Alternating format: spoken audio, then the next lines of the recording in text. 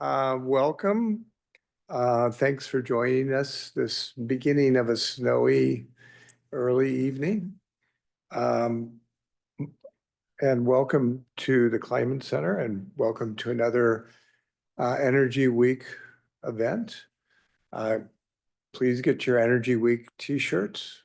They are collector's items. This year, the reddish is in honor of Valentine's Day at the end of the week. So next year, there'll be a different color and a different theme. My name's Fritz Steiner, and I'm the Dean and the Paley Professor of the Stuart Weitzman School of Design, which is the home of the Kleinman Center for Energy Policy. And I'm a three-time Penn alum myself, so it's a great honor and very proud for me to introduce fellow Penn alums tonight. Just out of curiosity, I know there's a couple Weitzman City Planning students. Any other Weitzman students? Wharton? You guys got, at graduation, the schools kind of try to outdo each other. Arts and science always wins because there's more of them, but engineering, welcome engineers. Veterinary medicine. At lunchtime, we had a veterinary medicine presence, so med school, Perlman. I said arts and science, didn't I? Yeah. Who did I miss? Random people from other universities, which is cool. I mean, that's neat. Did I miss what school are you from that I might have missed? Nothing? You got them all? SP2? I did miss, you didn't, you should say SP2s. Well, welcome everybody from Wharton to SP2. And what I love about this event, it's really focused on students. And I'm pleased to see so many of you in the audience. This event is designed to spark your interest and help you make important connections. Who knows, maybe this conversation will inspire your career in energy, and you'll be sitting on an alumni panel in the future. Here to lead today's discussion and conversation and introduce our panelists, we have Allison Nyssen, and Allison is the lab manager of the Energy Justice Lab, a partnership between Indiana University and the University of Pennsylvania. And she received her PhD in organic chemistry from here at Penn and holds a Bachelor of Arts in chemistry from Boston University. Allison?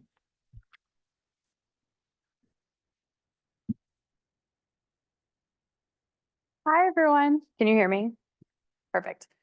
Thank you so much for the introduction, and thank you so much, everyone, for being here for the careers in energy in the energy sector alumni panel. So, as the dean just mentioned, my name is Allison, and I'll be serving as your moderator today. So, firstly, I want to introduce the panelists on the stage with us now, and then I will let them elaborate for themselves. So, first, to my right, we have Kellyanne Corrigan. She is the Chief Operating Officer of Runwise, which is a wireless smart building control platform. She, as mentioned, is an alum, received her Bachelor of Arts in Biology and Anthropology from Penn. Next up, we have Lolita Jackson. Lolita is the Executive Director of Sustainable Cities at Sustainable Capital LLC, which is a climate investment firm. She's also an adjunct professor here at Penn for the Master of Environmental Studies program. She received her degree here at Penn in applied science with a concentration in chemical engineering. And finally, but certainly not least, we have Derek Wong. Derek is the Vice President of Government Relations and Public Affairs at Excelerate Energy. He received his Bachelor of Science in Economics from Wharton, along with a Bachelor of Arts in International Studies from here, and then received a Master's in Public Administration with distinction from the London School of Economics. So I want to give you all a chance to introduce yourselves. So why don't we just start down the line? I knew if I sat here, I was going to have to go first. No, it's fine. Hi, everyone. Like Allison said, my name is Kelly. I am the COO of a climate tech startup called Runwise. And we are a company that goes into buildings and helps them run more efficiently. We're an integrated hardware software platform. I have been the COO there for about 4 years, but this is actually my first job in climate tech and energy. So I actually started my career after Penn as in gaming, in software, as a program manager. And then I moved into weddings. And then from there, I kind of had an epiphany that I wanted to work on something that I was passionate about and that I could feel like I was really giving back to my community. And I wound up as chief of staff at this company. And after a year, I became the COO. And I'm sure I'll have a lot of time to tell you a lot more about what I think about the space and what's going on in energy and the different transitions we're going through. But it has been a really exciting 4 years and a really great chapter of my career so far. I'm Alita. How you guys doing? So I left here armed with chemical engineering and knew I didn't want to be a chemical engineer. So before I even left, I knew I didn't want to do that for a living. But at the time, I wanted to be. Oh, is my mic got on? I'm sorry. Is it on now? Hello? Let me take a look. Use us. Technical difficulties. Try. Hello?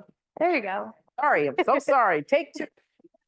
So I decided before I even left that I didn't want to be a chemist. I could not get into M&T because I didn't have the grades to get into M&T, so I snuck my classes. And all my Electives were in Wharton, and I ended up on Wall Street for a long time. at Stanley for 12 years. I was in the building when it got bombed in 1993 and when the plane hit the building in 9/11. The person I was going downstairs with died, so I said, well, if I get killed going to work, I better really love my job. So I quit. I left and I took a 1.5 years off to figure out everything. I'll talk more about that later. Ended up at the mayor's office of New York City. And it's a whole story to itself, but I worked for the mayor's office of New York City for 15 years, 8 years under Mayor Bloomberg, and then all of de Blasio administration. I had 6 different jobs. The last job I had was I was a climate diplomat for New York City between 2016 and 2021, which is very relevant to right now because that was the Trump administration first term. After that, a new mayor was coming in and they could fire everybody. So I said, someone's going to want my job because it's really cool. So I left and now I work back in finance. I work for Sustainable Development Capital. We are a climate finance investment firm. So we invest in climate infrastructure. We also own portfolio companies. So we own a EV charging company, which I'll talk about in a minute. Also own we do on-site power generation. And right now we're really into data centers. So it's really fun. They did not have a government affairs practice. I'm like, I know all the mayors because of my old job. So that's why they hired me. Good evening, everyone. Can you hear me? Derek Wong. I'm a 2003 graduate of the Hunson program, so International Studies and Business. As was mentioned, I did an MPA at the London School of Economics directly after undergrad. I started off in consulting and management consulting. I then pivoted to the public sector, and I worked as a foreign service officer for the U.S. State Department for 9 years. As an economic diplomat, I served in Mexico, Hong Kong, and Argentina. And since 2019, I've been working for Excelerate Energy based in the Houston, Texas area. And Excelerate is an energy infrastructure company focusing on liquefied natural gas. So we develop, own, and operate a fleet of floating LNG import terminals in markets as diverse as Argentina and Brazil and Latin America, Germany and Finland in Europe, Bangladesh and Pakistan in South Asia. Have had a bit of a winding career, but a lot of the things that I've been able to learn and develop throughout my career started here at Penn. So I'm really happy to be back on campus. Awesome. Thank you so much. I'm excited to hear more about all of your stories and your careers and have you tell everybody here in the room with us. Before diving into some questions, I just want to do a quick note that everybody here who's on the panel, none of us have received formal energy policy training, yet we're all in the energy policy fields. So interesting for students. My first question for all of you is, considering your career path so far, has there been a defining moment? And if so, what was it? And I'll pass this first to Lolita. Oh.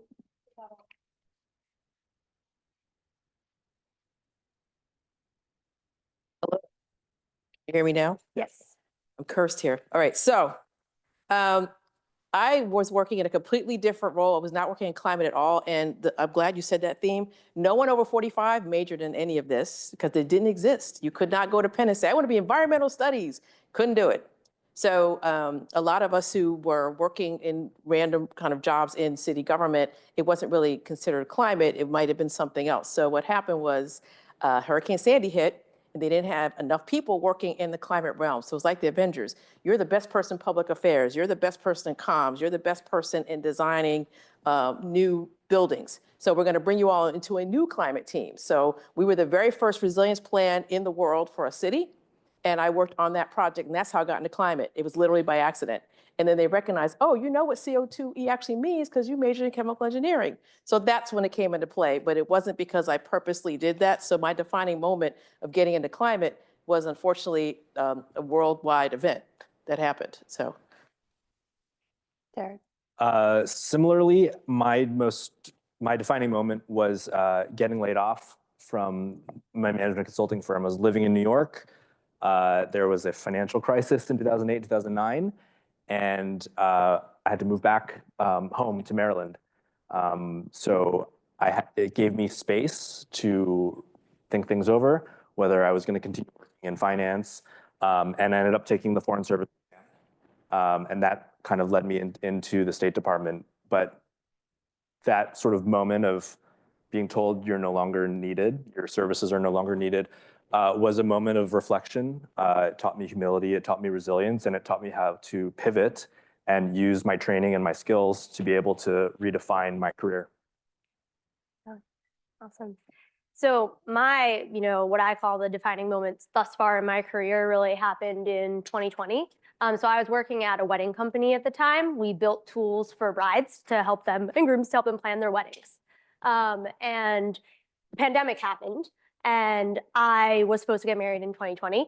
And so I had to move my wedding, which felt very stressful at the time. And there was a lot of other terrible things happening in the world. And I was like, if I'm not passionate about this industry in the moment where lots of people are going through what they feel like is the most stressful moment, I don't feel like I'm doing what I'm meant to do. It just didn't align with my values anymore. And that's not to say that it's not an industry that folks can go into and be happy in, but I was like, I want to do something that I wake up every day and I feel like I'm contributing to society, something that really aligns with me.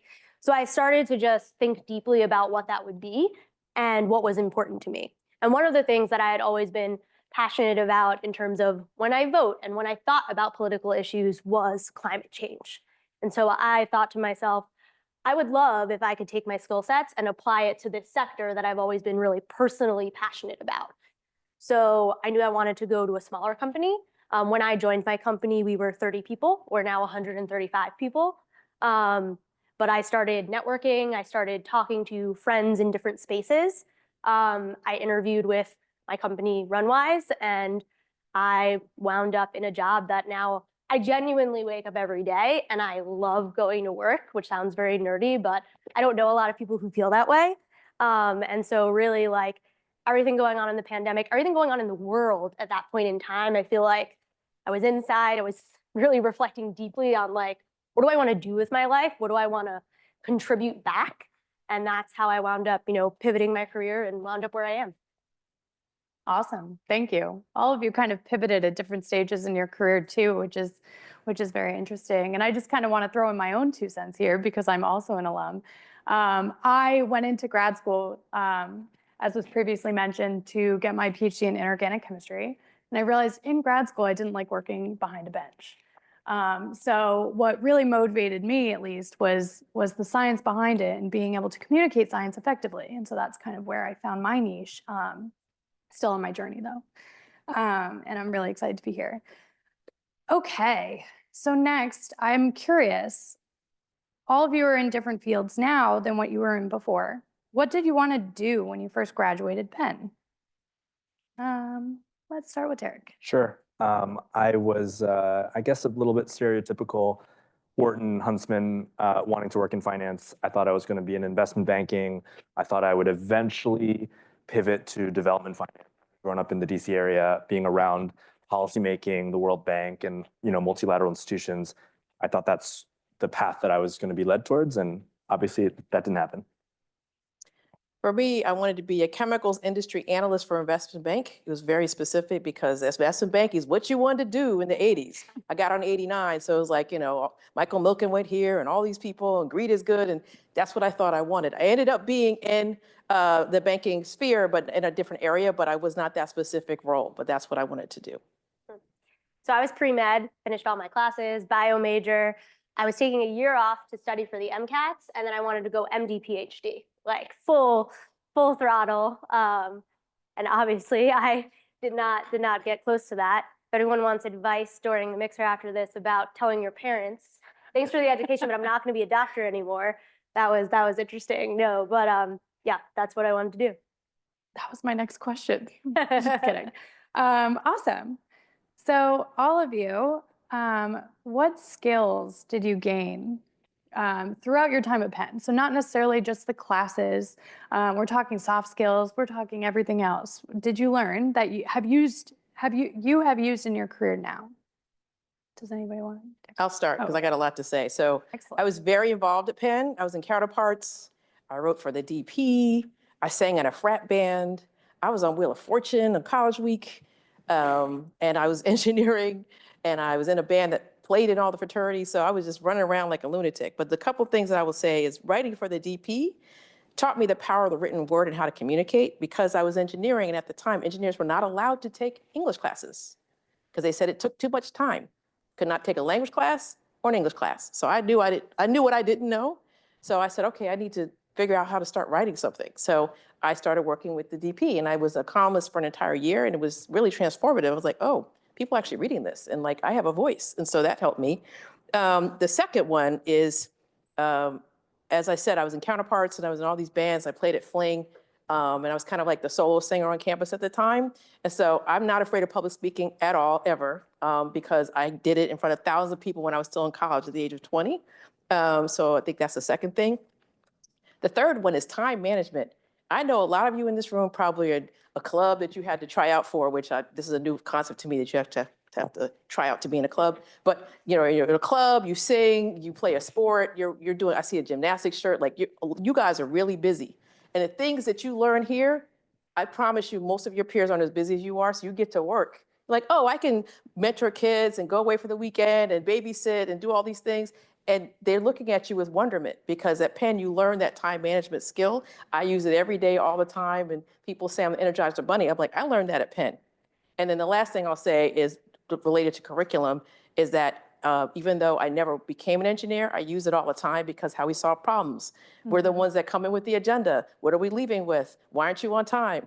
I had a conversation with Michael Bloomberg for 40 minutes about this, because I asked him, what did you learn as an engineering undergrad, which he was, most people don't know, that helped you govern New York City? He went on for 40 minutes about that. And so I took away from that in 2008. I'm like, I'm going to be like him. So.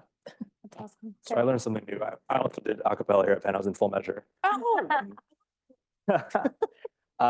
But that actually ties into oral communications and presentation skills. We do a lot of group projects, group presentations here at Penn. And that is a specific skill on briefing senior leadership.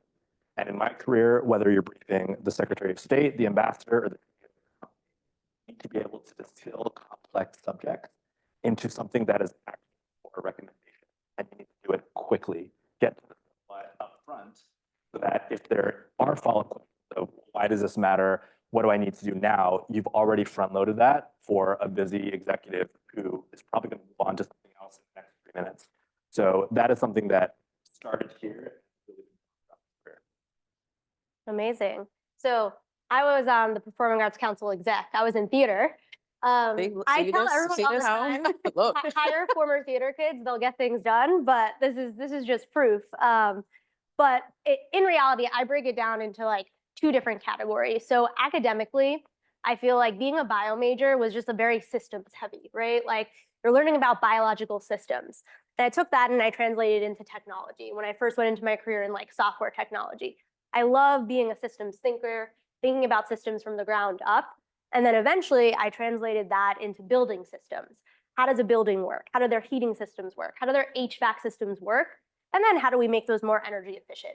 And so really like academically, that systems basis was really what made me good at my job as I started adapting that to other types of systems. And then to go back to the performing arts front, like as like the Theater Arts Council chair, trying to get, I was a backstage person. So actually public speaking was something that I'm still working on in my career. Never my favorite thing. I was stage manager, producer, sound designer, light designer. I did all of that type of work. But trying to coordinate like students who are very passionate about their visions to produce a show and get everyone rowing in the same direction and deciding what to prioritize is something that I literally use every single day at my job. Across all of the different departments that report to me, I was the first to join our executive team who wasn't a co-founder. We have 3 co-founders, getting them to row in the same direction. So I really feel like my 2 takeaways are systems thinking from my like academic classes, and then from my extracurriculars, really like how do you learn how to prioritize and get people who feel like they're on the different pages, like rowing in the same direction towards one unified goal.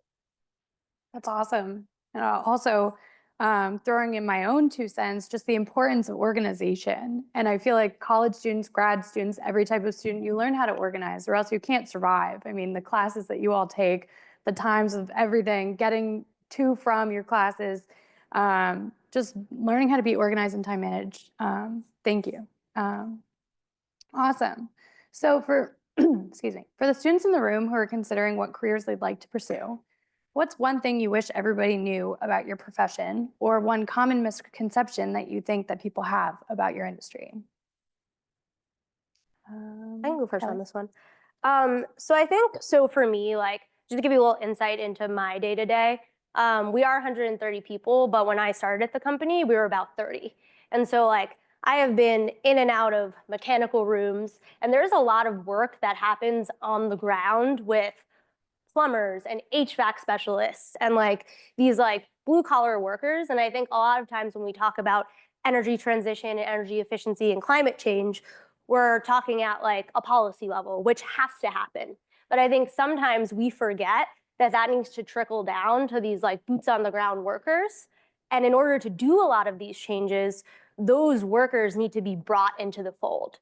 So I don't know if I would say is a misconception, more as something I don't feel like we talk about enough. And it's something that even with my company, we bring in hardware and software to run your building better. But if we don't get your staff on the ground bought in, they can very easily change things on site to bypass us, right? And so really like bringing those people into the fold, educating them, telling them what's in it for them to like be on this journey with us, I feel like is something that doesn't get talked about enough. And it is something that I personally would like to continue to like bring to the forefront of a lot of these discussions. For me, the thing that I think is a misconception about the energy industry is that energy issues necessarily fall squarely on the left-right political spectrum. And I really have to hand it to the folks at the Kleinman Center. One of the events that I saw on this week's schedule that really piqued my interest was about being conservative and caring about climate issues, because it's totally possible.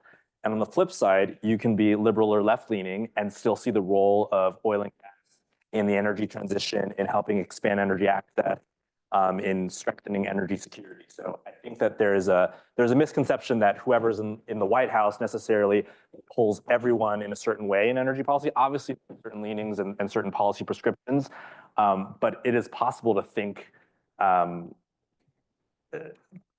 sort of creatively and critically about the range of issues that energy and climate policy puts in. I would just say, even though I should not be the one saying this because I actually have a science background, you don't have to have a science background to get here at all. Like any industry, there always needs to be somebody who communicates, who's a storyteller, who markets it, who is a lawyer for it. So you can still study whatever you're studying and it can be applied. It's called being a generalist. When you're a generalist, you can take your skill set and sort of plop into whatever that industry is, because being in government is very different than being in finance, which is very different than being in a climate tech firm. But I've been able to do all 3 of those things because of my core, I call it the center of mass. When a bomb goes off, the center of mass keeps going.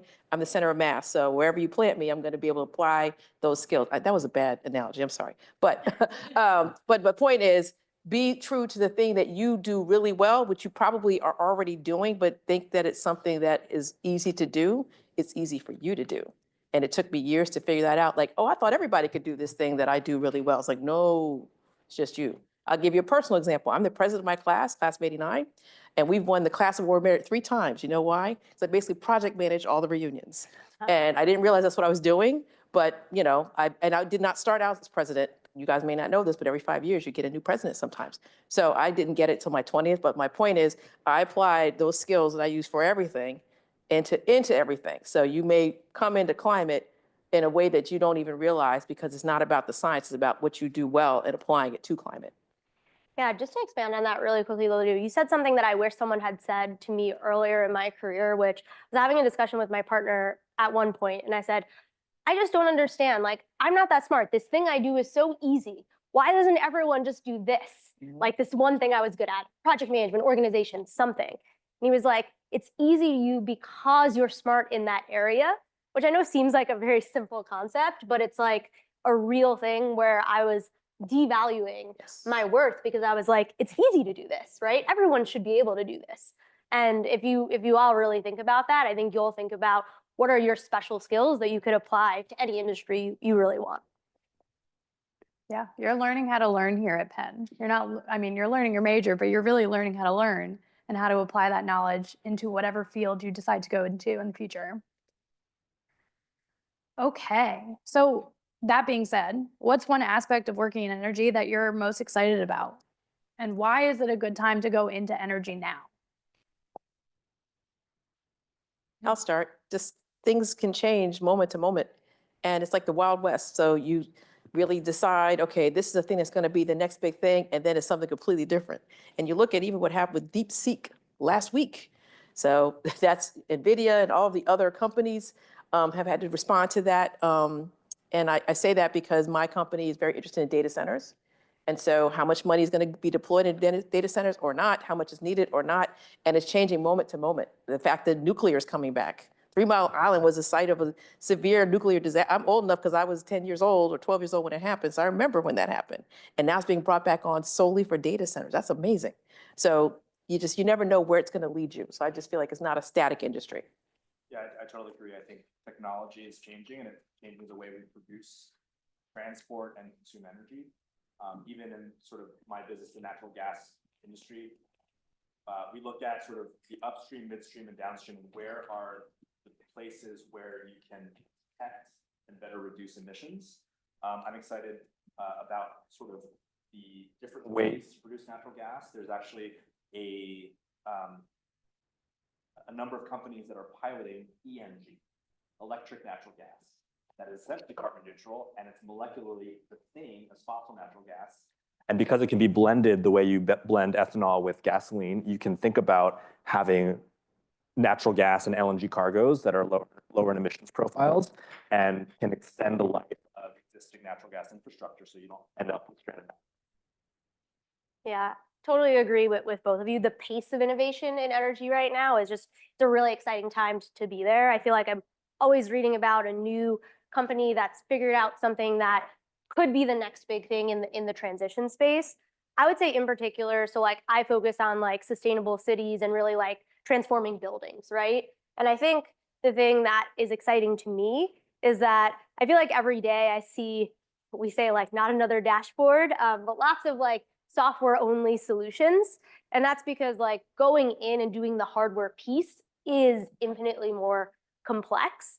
And so there are lots of really big companies, Johnson Controls, Siemens, that go into buildings, but they're not responsible for continuing to deliver ROI to their customers.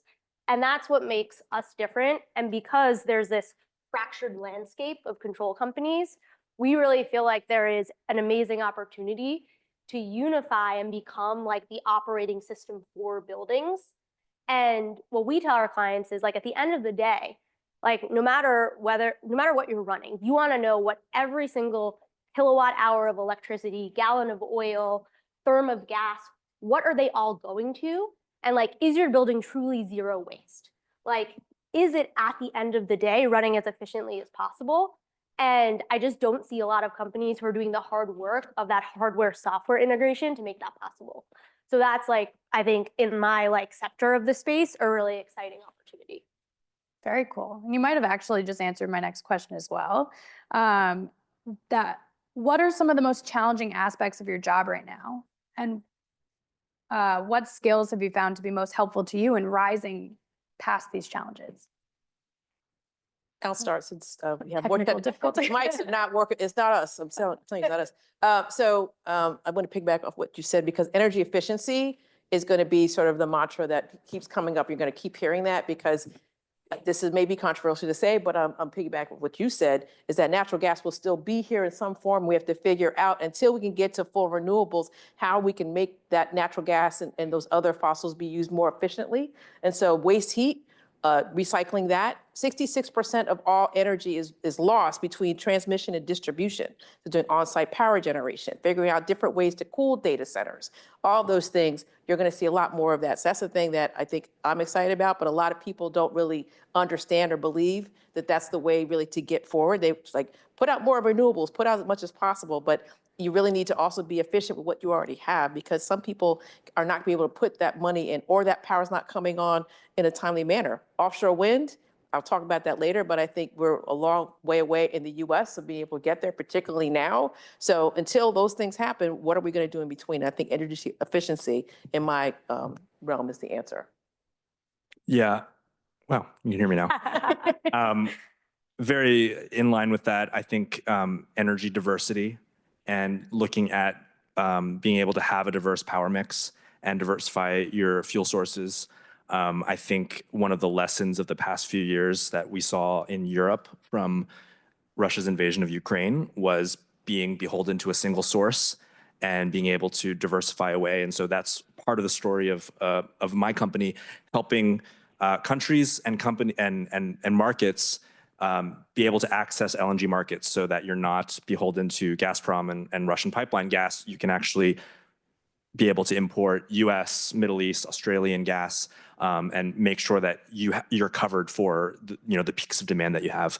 And I think that sort of flexibility and energy diversity is a good story for policymakers. It goes on the other end too. If you're too dependent on intermittent renewables, there are countries that are 99% hydro, and that means that when it doesn't rain enough, or when it rains too much or in the wrong location, you end up being vulnerable to blackouts and brownouts. So there's sort of an idea of being able to have good backup sources, and you need the diversification to do that. Yeah, totally agree with all of that. And going back to what Lolita said, I think in particular, like right now in the US, there's like, we estimate about 12 million buildings that are centrally cooled or centrally heated, right? We're not going to knock all of them down or like electrify them tomorrow, but we are going to go towards electrification. Like, I'm not here to tell you that that's never going to happen, but figuring out like, how do we really, really figure out how to make everything that's out there more efficient? And as we build new things, don't repeat the mistakes of the past. So I'll give you an example. We run buildings in New York that have water source heat pumps, which are inherently a lot more efficient. But their heating plants sometimes are still running nonstop. And then there's a valve that sits outside that regulates how much actually goes to the heating loop. But all of that machinery is offline and not monitored. Whereas like I can order a pizza from Domino's and I can know exactly where my bike tracker is and how far away he is. But we have these like insane heating plants and cooling plants and things that consume energy, and we know nothing about them. They're in a black box. So no matter what type of energy you're consuming or how you are outputting things, you need to be able to bring those online and visible to really run them efficiently and as cleanly as possible. And this is why we need all these Penn students in the room to join the workforce and solve all your problems. Well, hiring being on the mind, what kind of skills or expertise do you find particularly valuable for new hires in any of your fields? I'll start with Derek. Yeah, I would say curiosity and flexibility. So especially when you are at the entry level, you have a very specific sort of job description. You're analyzing this or helping payment flows or studying this, but being able to align those skills that are written into your job description with the broader mission of the organization, whether it's a private company or a government entity? What are the things that your leadership cares about? How are you contributing to that in a small way? And what are the opportunities to broaden that? I think that's the thing that a manager loves to hear, that curiosity. How can I contribute more to the mission? Yeah, I think to bounce off that, like my number one skill that stands out to me in a new hire is when they're resourceful. So in particular, I promise you all would be shocked at how many things I Google or use ChatGPT for the day. But like in reality, like using the resources you have in order to get to an answer, even if it's not 100%, right? If you're given a task, like doing a little bit of extra legwork before you go back to your manager, like, hey, I couldn't get 100% there, but here's what I did look into and here's how far I got. That's always something that impresses me. And I feel like new hires in particular tend to freeze up because they don't want to do the wrong thing. But I think that extra step of like being a little bit resourceful, doing your own research can really impress folks when you are really early on in your career. I want to reinforce something that you said earlier because it is so critical. Be able to communicate and articulate your ideas succinctly, clearly, and without jargon. If you're talking to a mayor, a department head, and you start using a lot of acronyms that you've not defined and they don't know, they're going to tune you out. They'll text somebody, say I have a call, so I have to get out. I've been in a meeting where this has happened. And you won't have any idea that is because you were not clear with them. So you have to be able to sell yourself and sell the idea because you want somebody to adopt what you've done. I'll give you an example of this. Congestion pricing is happening now in New York. It was supposed to happen in 2007. I was working for the mayor's office at the time. The reason it didn't happen is that they communicated the idea improperly and said it was about getting federal money when they should have said what the benefits were for the people who live there. And an elected official that no one was paying attention to said, you know what, I'm not going to let it come to a vote. And that was it. It took 18 years for it to come back. You don't want to be that person. Wow. So do you have any recommendations for the students in the room for how they can improve themselves to present themselves as the best job candidates that they could be? Any skills, knowledge, networks, anything? I'm a big fan of an elevator pitch for yourself, a personal brand elevator pitch, and time yourself or have someone time you and cut you off after 60 seconds. If you can't get to why you're a good candidate and what skills you bring to the table, you need to work on that. For me, I see one of my former students in the room, so she knows I'm going to say this. Pay attention to what's happening in the news. So, for example, if the floods that happened in North Carolina that looked different than maybe floods in other places, why were they different? What are the effects on other industries? Insurance, those places were not on FEMA maps. Just all those little things that add up to that so that you're conversant in all of the different areas that you need to be, and you can actually speak about things that are not just completely in your lane. So just be curious about what's happening. And that is a skill set that ties to what you said. Be resourceful, because then you're pulling from other things other than just, this is my job only. The 2 times I got catapulted at work were because I asked for assignments that I was not given. I said, nobody seems to be working on that. So if I do anything that makes it look better, I'm great. And that's what happened. And then deputy mayor saw me, or somebody who's the head of a division saw me. It's like, she's really good because she wants to do more. So be that person that does more personally. I love that. I'll go with a more hard skill, but I've never been more jealous of like the kids that I went to school with who were in Wharton when I learned that there is a spreadsheet use case for like everything going on in business. And like I had to learn Excel as a young professional. So like you need data in every single position you're probably ever going to work in. And so if you can pick up a little bit of like strong Excel skills, even like a little bit of like SQL on the computer science side, like those skills, I learned it the first year of my first job. And even though I'm not doing anything remotely related to gaming anymore, it is still one of my most used skills for modeling the business, headcount planning, all things like that on like the hard skills side. And then on like more the soft skills side, I hate networking. I like don't like going to events. I know I'm saying this at an event, but it's just like the truth. Like, however, like I have forced myself to do it, and it really is at the end of the day, like if you just keep giving back, like good things will come to you. Like a student reaches out to you at some point, like that's going to come back around, and just really keeping in touch and networking is something that I think also early in your career can be really, really useful. Can I add to what you said? you're networking now, Mhm. right? So my 35th reunion was in May. Some of my best friends in the world are the people I was hanging out with and doing all the plays with and singing with in a cappella group. So you're already doing it. Just keep doing what you're doing, but widen that circle of who you're doing it with.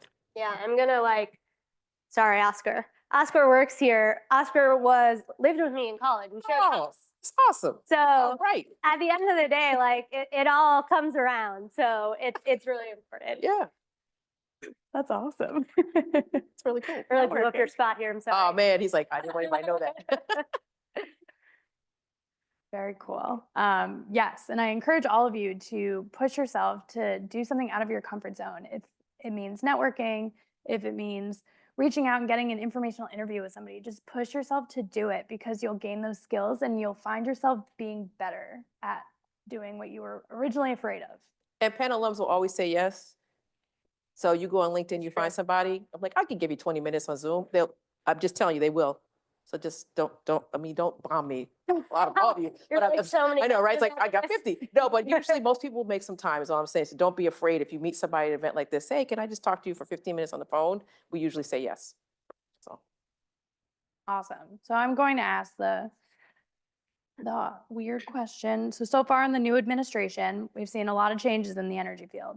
So prominent examples include withdrawal from the Paris Agreement, increases in fossil fuel usage and oil and gas production, potential pauses to electric vehicle deployment, as well as other things such as the Department of Justice announcing the Foreign Corrupt Practices Act is being paused. So with this change, how do you anticipate your work, industry, whatever, will be impacted in the next few years? I'll just quickly start. I work in the oil and gas industry, and many people believe that when the president says his policy is drill, baby, drill, or unleash American energy dominance, that my company is automatically going to benefit. You have to take a more measured approach to it, right? In the LNG industry, you definitely see a lifting of the pause in export approvals that the Biden administration put in about a year ago. And certainly that helps certain export projects get to FID, or final investment decision. But at the same time, you think about some of the broader macro factors, tariff threats, sanctions, calling into question long-term contracts or alliances, and that has its own macroeconomic disturbances. So you have to take some of the micro policy announcements in the big picture of what's happening macro. You mentioned FCPA, the Foreign Corrupt Practices Act. This is an announcement that just came in the last 24 hours that I think many legal teams are now studying to see what is the actual impact on it. I can tell you because my boss is the general counsel of the company. We go beyond FCPA. We have more reporting requirements than when we deal with government officials, and working in government affairs, I take that seriously. It's an internal requirement, so if there ever is an audit, we know exactly who we met with, what was discussed, and in what circumstance. I think FCPA and the UK Bribery Act and different variants of it have been positive in making sure that US multinational companies are able to distinguish themselves for the integrity in which they conduct international business, and making sure that when we go in front of a foreign government official, we know that we're holding ourselves accountable and that there are other legal instruments to make sure that we're conducting business in a clean way. So I'm troubled by the announcement, but at the same time, I know that internally we have our ducks in a row and we're going to continue to operate with a strong culture of compliance. I'll go next. I have three things. One is a positive, actually. It's about cities. No, it's about cities, so I'll talk about both of us. And then the two industry pain points I think are going to happen in particular. EV deployment. So I wrote an op-ed like 3 years ago now, basically about EV charging in urban areas, because I live in New York City. I don't know anybody who has a non-Tesla EV, because where are you going to get it charged? Where are you going to be able to sort of get it serviced? So until they figure out how to do that in dense urban areas, it's going to be a problem. So now you're seeing announcements that are coming out saying they're going to slow down the deployment even of it not being in urban areas. So I just see EV adoption taking a real nosedive over at least the next coming while until it gets all figured out. And we will then be behind China and other entities that are going faster. So that's one area. Second, I think, and this is going to be, very extreme for me to say, but I feel like offshore wind, unless you already have your permit, it's not happening, at least not this next 4 years. He personally hates offshore wind because he owns a golf course in Scotland.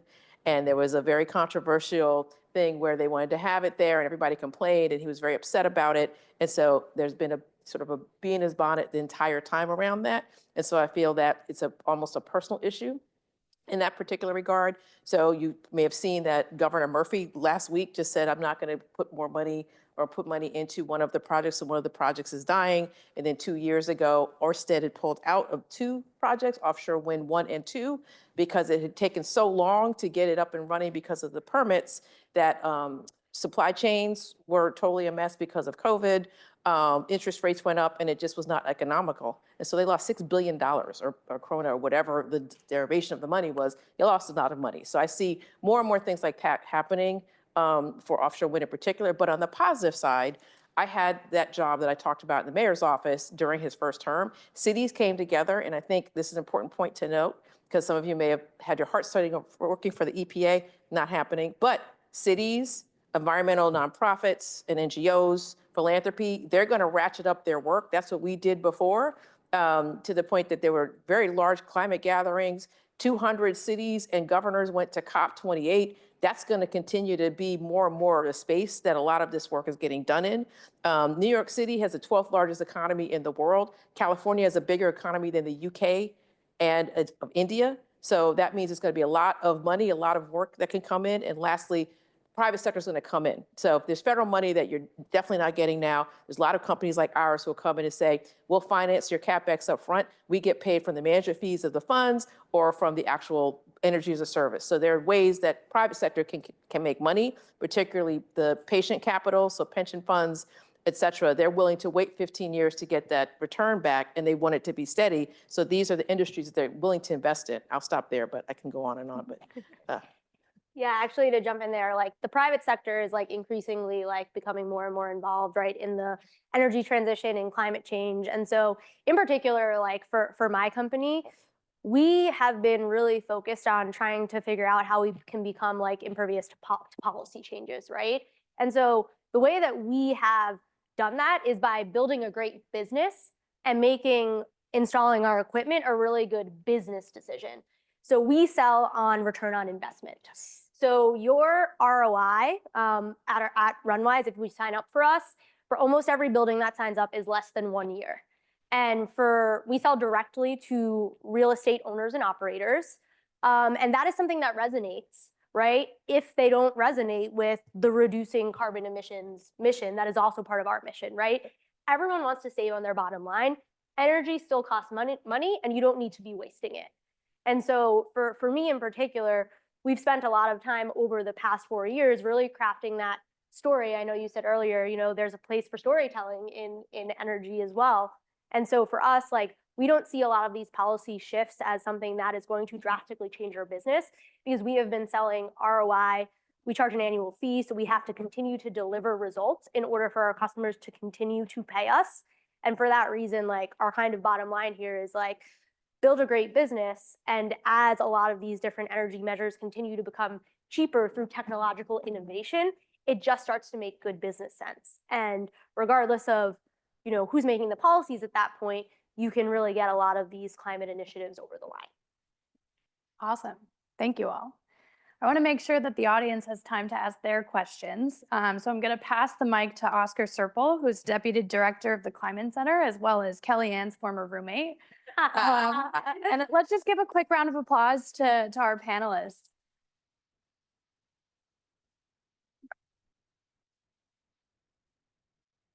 Right. Well, a huge thank you to Allison as well for moderating. Thank you so much, Allison. Okay, so I think we touched on so many different topics. I hope that you all have a ton of questions. Feel free to direct your questions to the group as a whole, or if you have a specific question for an individual panelist that, mentioned something about offshore wind or tariffs or, whatever it is, just make sure that you let us know who you're directing your question to. And you can just hands up, and we have a mic that will get passed around. We got a few over there. We got 3. Let's start here, or yeah, you're next. Hi, thank you so much for coming. My name is Yasmin. I'm a Wharton junior. I've been interested in energy since my freshman year, and I've been actually coming to this event since freshman year, so happy to be here. You touched a little bit, because you all work in the private sector and also in the public sector in some sense, in the partnership going on there. I'm particularly curious about the big tech sector investments in those infrastructure fields when it comes to energy. I know you touched on data centers for a little bit. I know that this year at the G7, both the CEO of BlackRock and Microsoft are both attending the G7 meeting when it comes to infrastructure.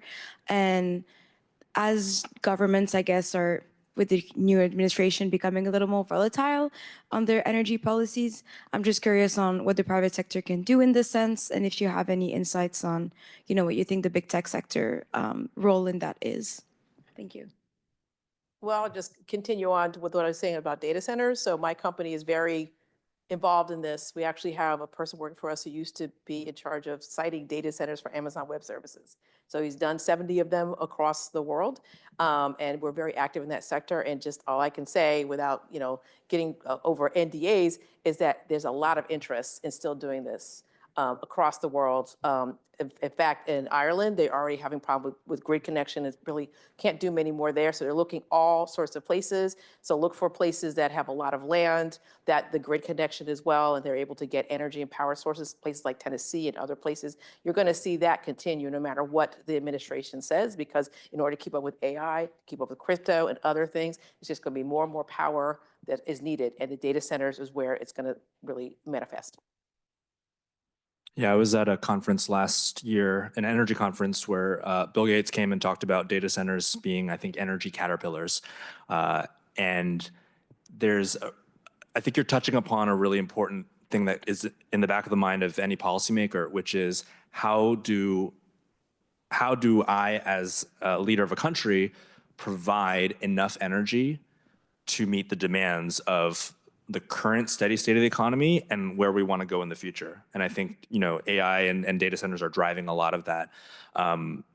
Nothing brings people to the streets to protest more so than blackouts, brownouts, or unaffordable energy or gas prices. And we've seen that throughout the world. And so I think that's why policymakers pay particular attention to energy supply and pricing. Black t-shirt up here, I think, was the next question.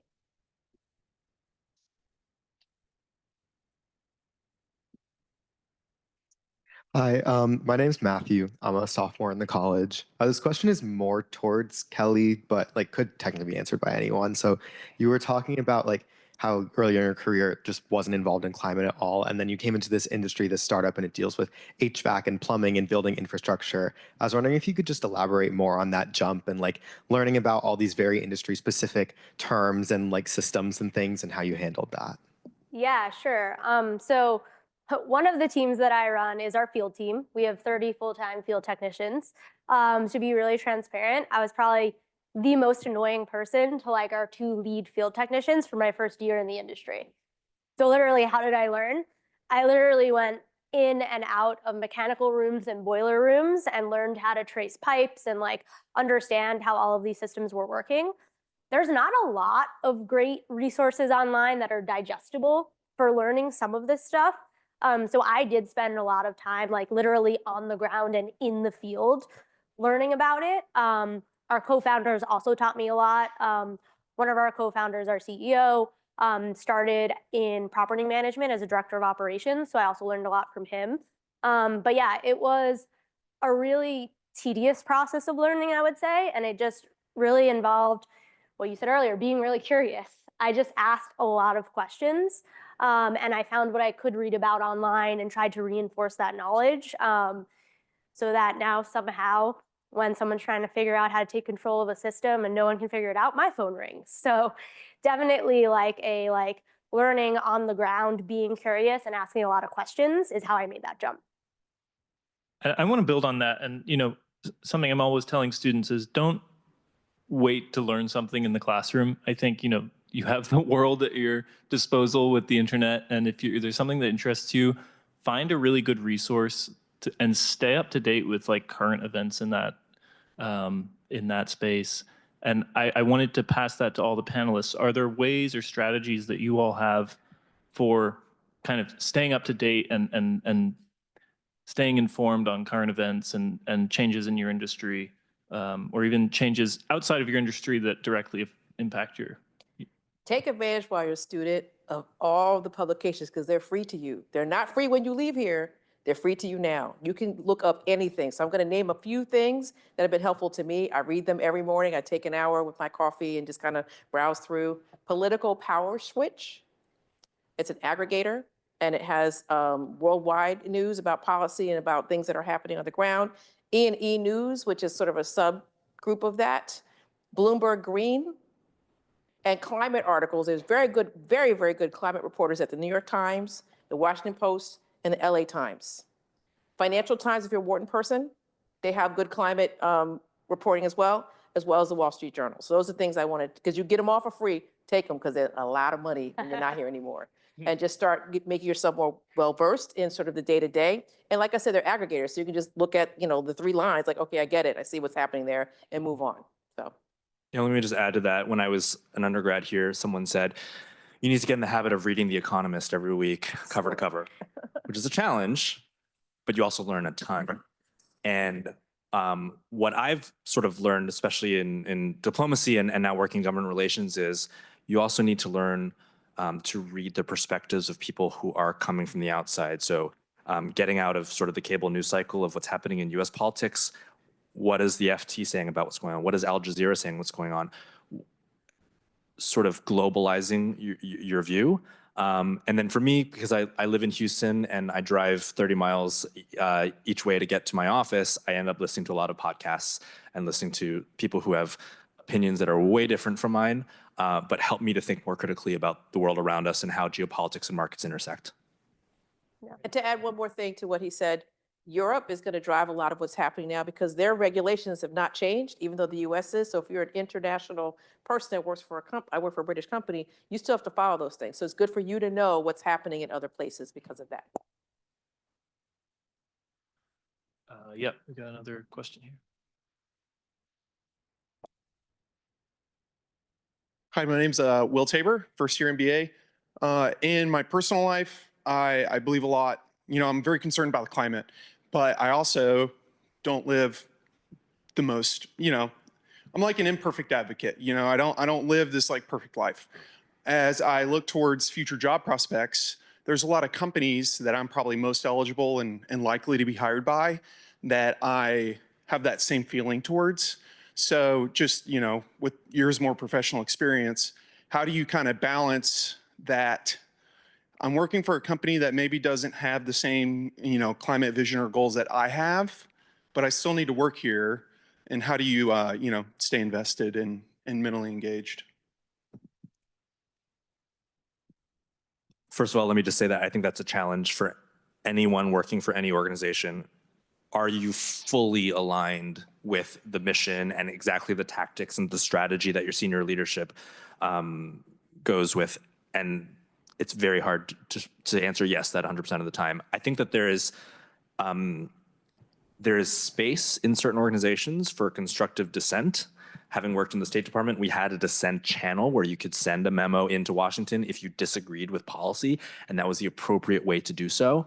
One time when I sort of brought constructive difference of opinion to my own CEO, he said, "Derek, did you just send me a dissent memo?"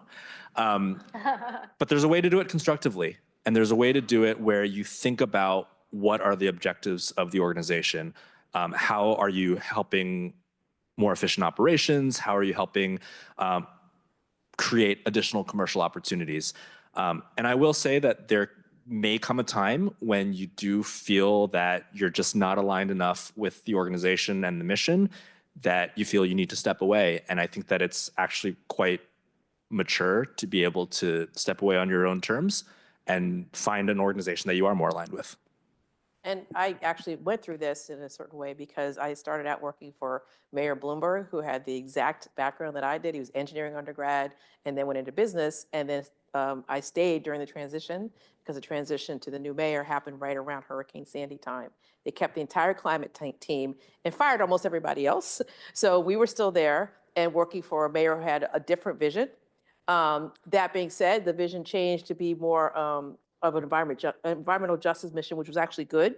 However, there were a lot of other policies in place around everything but climate that I completely disagreed with.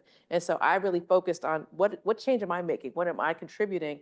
And I actually really thrived in the role of climate diplomat because they left us alone to really be out there during those first Trump years, I think in a way that may not have even happened before had it been at the time Mayor Bloomberg. So it was really interesting that I was working for someone I didn't necessarily agree with in anything else, but I was able to thrive in the job. So I think focusing on the impact that you can make and your group can make, even if some other things aren't going exactly the way you like. It's like kind of having a professor you don't really like, but you're doing okay in the class, right? To piggyback off of what you said earlier, I think also how an organization responds to constructive criticism and debate tells me a lot more about always told me a lot more about how I felt about staying there, right? Because I believe that diversity of thought is really important, and you're almost always going to get to a better solution if you have people who don't always wake up in the morning and then are harmoniously always on the same page, right?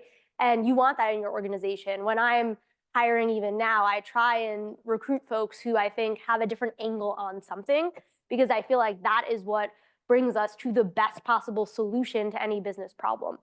So I say that just to say, like, I think in organizations, it's hard to be fully aligned sometimes with senior leadership, but I've been paying attention to, does senior leadership take constructive feedback? Do they take that into account? Do they pivot? And for me on my team today, like, I always really respect folks who do respectfully dissent, because I feel like that makes me better. It makes me consider another angle. And I think really thinking about how does leadership respond when I express constructive criticism is something that can help you decide if it's in line with your values to stay. That was a really good question. Thank you. We've got a question up front. Oh, well, okay. You're next. Hi, Derek. This is Sri here. I worked for 5 years in the oil and gas industry, and then now I'm pursuing my master's in environmental studies. So specifically to you, my question is around LNG offtakes. So in your opinion, so as you mentioned, a lot of countries around the world are now committing to net zero, and so you'll probably see more demand in terms of like LNG neutral cargoes. So I was just wondering if countries around the world are still taking up offtakes based on cost, which is cost effectiveness, versus their willingness to pay a premium for LNG carbon neutral cargoes. Yeah, I think right now it's not cost neutral to be carbon neutral in LNG. I think everyone in the industry will recognize that. What I've been hearing from some colleagues in the industry is that at certain national levels, I think in Japan, they've made a firm stance for bringing down the emissions of LNG cargoes. And that's kind of pushed producers to think about, how can you do that? Is it blending with ENG, synthetic gases? Is it some sort of transition to hydrogen, or adding CCUS or carbon capture at the production site? There are a lot of options out there. In today's sort of geopolitical reality, you have a president in the White House who is pushing very hard more US LNG, more production, use LNG exports to bring down trade deficits, because that is a pet peeve of his. And so you may be seeing the pressure on the other end from policymakers to say, maybe we need to loosen up some of the things that were more aspirational, or push back some deadlines in order to address the here and now of what a potential trade war could look like.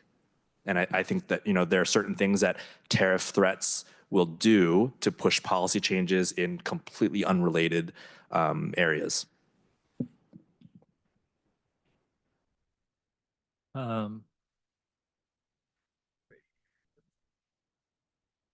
Hey, I'm Terhi, a senior in college and C's. I was thinking between being a first-gen low-income student and just being surrounded by the rather narrow pre-professional aspirations here at Penn, it can be difficult to really understand what it might look like when we go out there and have perhaps jobs that aren't exactly the typical finance or consulting jobs. I was hoping if you could just speak a little bit to what do you actually do day to day? How do your days look like? Sure. I can take that. And I can even start with my first job, like what I did day to day, right? So I was taking a year off to study for the MCATs, and I got a job as an associate producer at a gaming company. And I was doing a lot of project management. So that's where like my skills for my extracurriculars came in. I would like wake up, I was working really closely with engineers and designers to figure out like what are the tasks we need to break out in order to like execute on a new feature, work through different tasks for the day. So that's kind of like right out of school. Like I think project management and organization, which someone said earlier, I think it was you, will always serve you like super, super well. In terms of what I do day to day today, I would say like I work for a quintessential Series A startup. So my days can be very chaotic.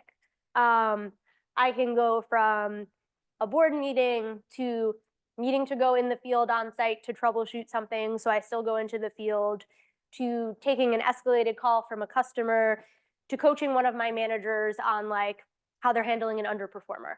So it's very, very varied for me now, which is something I really like because I've always considered myself, to Alita's earlier point, a generalist.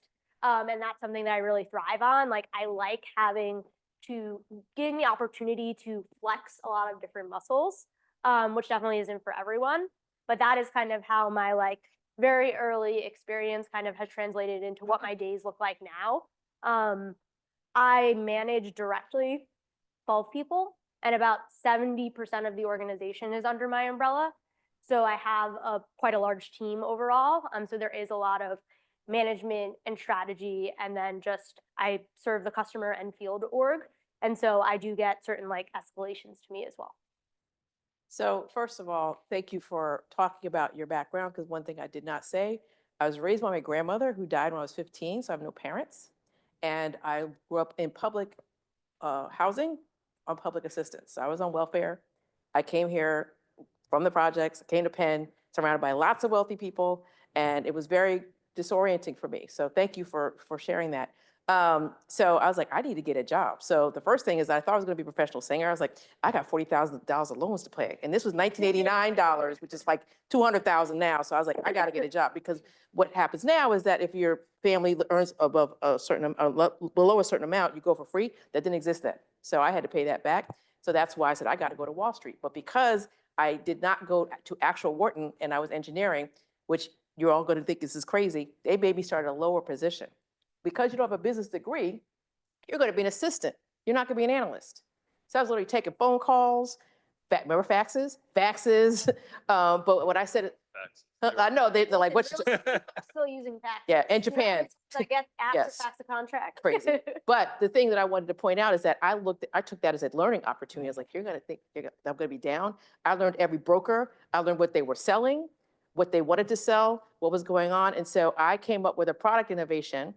And I went to I'm 28, and I went to the president's division, and he laughed at me. They were still calling people doll and hun and whatever. I was like, I'm just going to wait him out. He leaves 2 years later. I go to the next president of the division.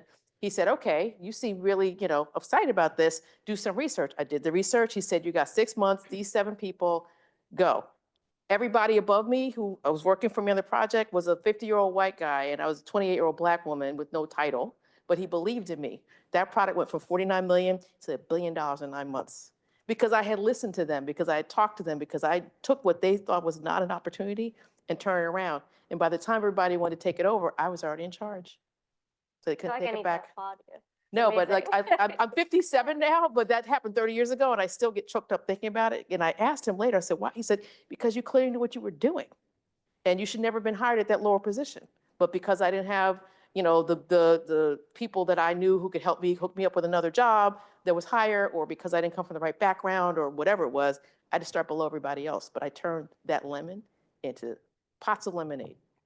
Yeah, that reminds me. So neither of my parents went to college, so I was the first person in my immediate family to go to college. And when I started this job, I was going to mechanical rooms. There are not a lot of women in mechanical rooms. Like, I can count on one hand how many other women I've seen in mechanical rooms.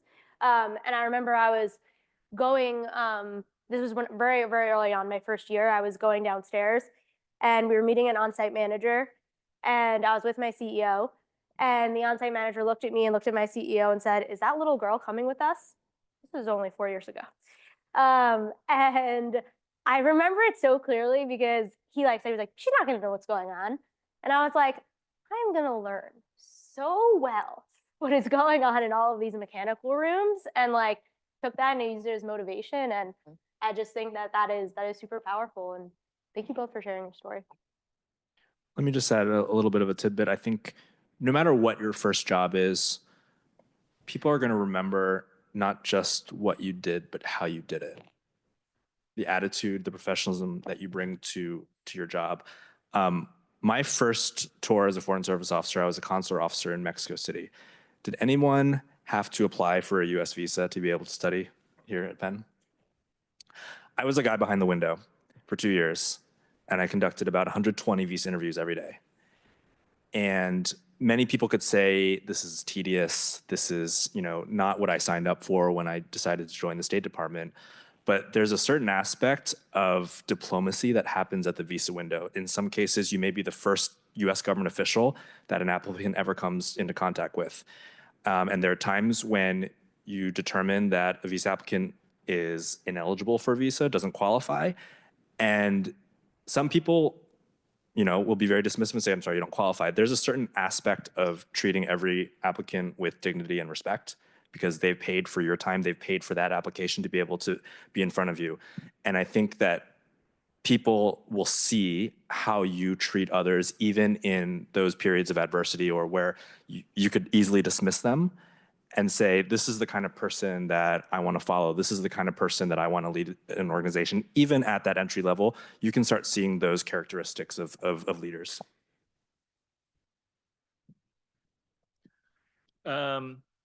Well, I think we'll probably wrap up there unless anyone has a burning question that they have to ask. Okay, great.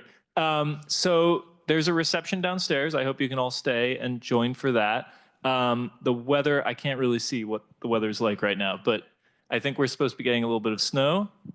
Okay, so no rush, but if the weather worsens, there are to-go boxes downstairs, so you can grab a little snack to take with you. And yeah, I hope you all take a look at the Energy Week website. We've got a ton of other events throughout the week. There's a student poster session tomorrow that I'll just quickly highlight. And yeah, I hope to see you all there. Thank you for coming. And thank you to our panelists. Thank you, thank you.